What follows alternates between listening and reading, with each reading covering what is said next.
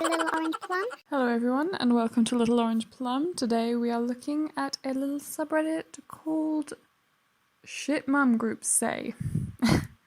So for this one, yeah, we've got all of the mums who they don't need proper qualifications or training. They know everything because they have the greatest qualification of all, being a mum. So let's take a look, shall we? So, starting off we have... I forgot about this. They're not vaxxing their dogs either. Great, good to know, because it was for a while there we had the anti-vaxxers were really hypocritical about that sort of thing. It was very much, I'll vaccinate myself and my dogs, but my children, no, they don't get vaccinated. But yeah, hey, good news, they've ended the hypocrisy. Now everyone's not getting vaccinated. Bad news, this poor little floof is going to get parvo. He's a really pretty dog as well. Not that prettiness defines whether or not a dog should get vaccinated and get proper healthcare, but oh my gosh, he's so cute. Don't kill the cute one. But anyway, let's have a read. We've got I just got a puppy and I would like to get a trainer as well as possibly travel with her. Everything I read requires vaccines. They're making the parvovirus a big deal at the vet. I also think there's some law about it for dogs. I didn't look into it yet. Suppose everyone vaccinate their dogs. How do you avoid it? You don't. It's for your dog's own good, okay? It's for Floofy's good. And parvo's one of those really... It's potentially lethal. There's a reason they want you to vaccinate your dogs for parvo.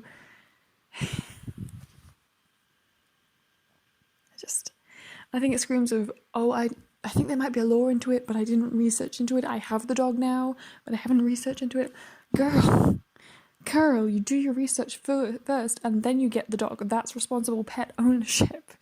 Basic number one thing of responsible pet ownership. You don't get the pet if you haven't done your research and found out if you actually can give it proper care. But hey, I should not expect responsible dog ownership from someone who's an anti-vaxxer of dogs. Ugh. And in the comment section we have, because parvo is a big deal, what the fuck? Right, she's never seen a whole litter die at one time from parvo. Yeah, as I say, I've never owned a dog, unfortunately. I'm trying real hard to find a place I can live where the landlord will actually let me have a floof, but never actually been allowed to have one. And even I, as someone who has never owned a dog, know that parvo is one of the bad ones. It's not a great sign when you're a dog owner and people who've never had a dog know more about how to take care of your dog than you do. This poor little floof's life depends on your ability to provide for it, and you don't know shit. Oh, crap. And I think what makes matters worse is she's in a shit mums group, which gives the implication that not only is this poor little fluffy, not only is their life depending on this woman's ignorance, but also she's a mum. She has some kids hanging around there who unfortunately are depending on this woman as well. Good luck, kitties. Good luck, doggy. Yeah. And next we have Let's Party. To build immunity to COVID-19, you need to get it. Anyone thought about a party, aka chickenpox party? And now, here in the UK, when I was a kid, some parts of the NHS were starting to bring in chickenpox vaccines, but there were still massive portions of the UK where you couldn't just... It wasn't immediately offered to you. It wasn't something that everyone would automatically know was available via the NHS. So chickenpox parties still totally a thing when I was a child. I know a bunch of my friends got taken to chickenpox parties intentionally because my district didn't have chickenpox vaccine offered through the NHS yet. But it's 2020. We has the pox virus vaccine. That's why we don't do chickenpox parties, and it's not a healthy, natural alternative to vaccines. There are no doctors left who are advocating for pox parties because you're intentionally spreading disease.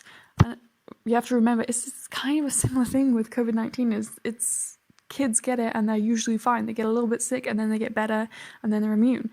Adults can die from it. This is why the doctors have pushed so much to get chickenpox vaccine instead of going to a pox party, because yes, you can get it as a child and then be vaccinated naturally through having had it as a kid, but you're now walking around being contagious. Any adults who are immunely compromised or who just weren't exposed to it as a child and weren't vaccinated as a child could now die because you're a highly contagious walking ball of virus that you can spread to people. Same thing with COVID-19. We're not going to expose all the kids intentionally to COVID-19 in the hopes that they will get immune, because that makes them a genuine threat to all of their parents. And also, we don't know enough about this virus. I mean, as I say, I kind of want to get the source for this. I can't remember where I saw it, but I saw someone writing an article about how kids don't appear to be getting sick, but their lungs are contaminated. I don't know, medically speaking, what that means, but stuff is showing up in their lungs on scans that show their lungs are being affected by COVID-19, but they're not short of breath, they're not showing any restrictions on their breathing, and they're not coughing. So apparently they don't have lung symptoms because they're not externally coughing or struggling to breathe, but their lungs are having problems. Children who are infected are having it appear on a scan. We don't know what that means for them long term. Most likely, usually when stuff like that appears on scans but no symptoms immediately appear, that means the kid has a higher risk of dying if they ever contract pneumonia later on in life. It means if they get a cold or a flu, it's probably going to hit them worse off, potentially for the rest of their life. We don't know yet, because their lungs have been contaminated by COVID-19. They may also have, now that they're walking around and trapped inside their house all the time, they're not showing any symptoms. When they go back to PE class and kids start going back to their extracurricular activities, we might find a lot of young, promising athletes who've had COVID-19 as children who can't compete to the same level they otherwise would be able to have been able to compete at as athletes, because they now have lung problems permanently. They don't show anything most of the time because kids don't seem to be showing symptoms, but potentially their lungs are impacted. That's my main concern as a young person for myself, is not that I would get sick and die, it's that I would get sick and have restrictions on my breathing and have more health implications as far as pneumonia and the flu later on in life from having permanently damaged lungs. We don't know if that's going to happen, as I say. The research I looked at suggests that this is a theory, that it could be happening, we don't know, but there's something weird showing up on the children's medical scans, showing that there is still something wrong with their lungs. We just don't know what impact it's actually having because they're not showing anything externally right now. We don't know in the long term. So, but yeah, let's just intentionally infect our child with a virus that we don't know a lot about and that could have who knows what potential side effects 10 or 20 years down the line as health side effects from being infected as a child. We don't know, because no one's lived long enough with COVID as a COVID-19 survivor, recoverer, for us to know. But yeah, just test, just experiment on your kids, and it'll be fine. It's fine. It's fucking gross. We then have. Apparently, you shouldn't be promoting social distancing. Why am I not surprised that the anti-vaxxers are big on infecting everyone intentionally with disease? We have. FYI, if you are part of our medical freedom movement and you are going overboard promoting social distancing, having God-given freedom stripped, please remember that society will use this same argument against you when you fight against your forced vaccines.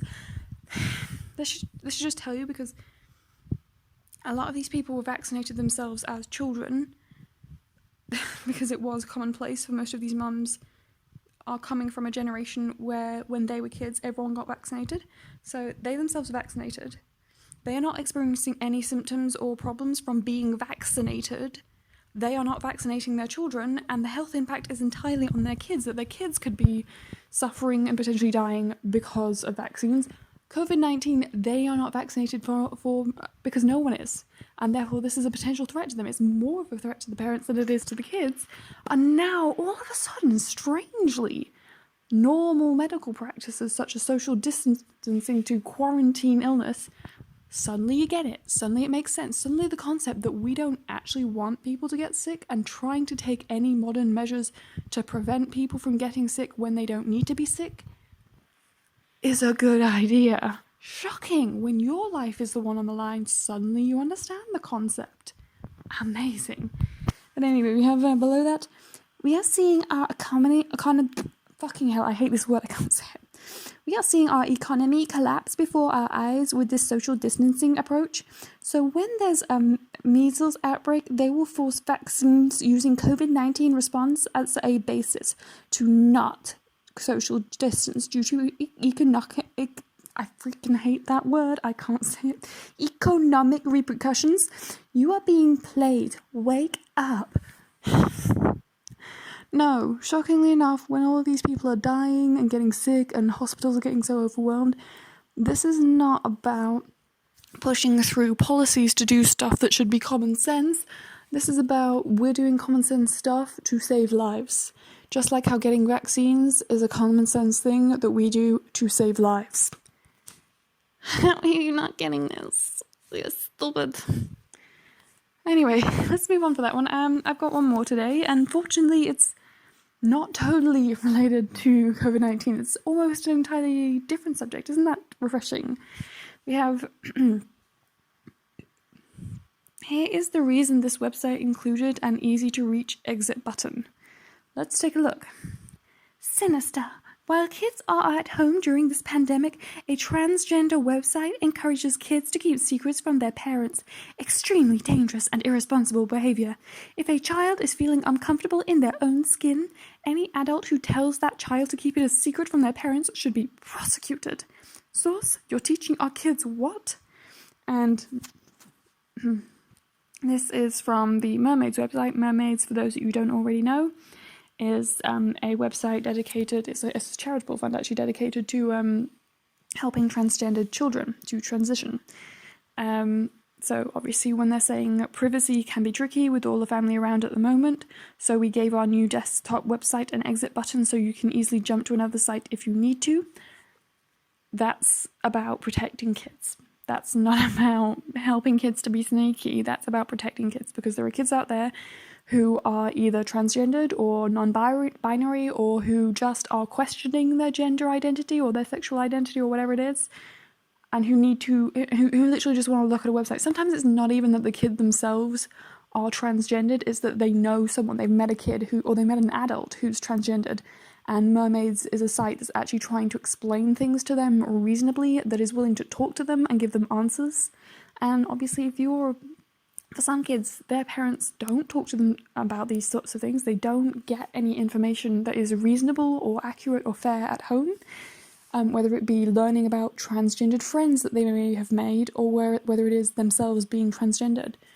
They just can't access this information through their parents or through their teachers, and Mermaids is helping them. But at the same time, and as I say, you just know that there is probably going to be a kid out there who is a completely normal, cis, straight, mainstream kid, couldn't be more normal, average, run-of-the-mill, but who happens to have a friend who is transgendered. And they've probably gone on the Mermaids website to find out how to be a good friend to someone who is transgendered. How can they help their friend? And some right-wing parent of this very average cis-straight parent has potentially come in, seen that their kid's on this website, and has freaked the fuck out and done God knows what to their own cis-straight child for being on a transgendered website. you know, it's one of those things, and it's just, you kind of have to respect the fact that personally in my area where I live, most of the charities that are usually dedicated towards things like helping autistic children, helping relocate homeless people, blah, blah, blah, all of these charitable organizations, their number one priority right now is COVID-19. A lot of the centers that are usually, as I say, for helping mentally handicapped people and just handicapped people in general in my area, obviously they are still helping all of the people that they usually help out, because some of these people are at risk. They are obviously helping isolate these people.